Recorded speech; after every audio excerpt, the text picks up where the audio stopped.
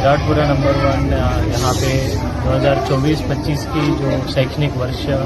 आज शुरू हुआ है और इस बार एक बहुत बेहतरीन माहौल है पूरा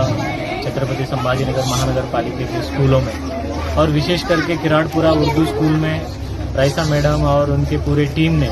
बहुत अच्छे से मेहनत करके उनके स्कूल के बहुत सारे बच्चों को यहाँ पे संख्या भी बढ़ गई है और पिछले साल 10वीं में ऑलमोस्ट 100% रिजल्ट मिल चुकी है। और इस बार आप ये जो जगह देख रहे हैं और यहाँ पे बच्चे नहीं आ सकते थे, यहाँ पे नशा का अड्डा बन चुका था, वो हमने राइसा मैडम और उनके सभी शिक्षकों का और विद्यार्थियों का मनोबल देख के ये पूरा अब नशा मुक्त हमने इस परिसर करने के हमारा प्रयास है। और ये पूरा जो है उनका शाला कुली कम पड़ रहे थे, पूरा यहाँ पे हमने फिर से यहाँ पे स्कूल शुरू किया है। यहाँ पे लाइब्रेरी और उसके साथ कंप्यूटर लैब रूम और प्लेइंग रूम, ये सब हमारा करने का इरादा है। और हम दुआ करते हैं कि यहाँ के सभी परिसर के लोगों ने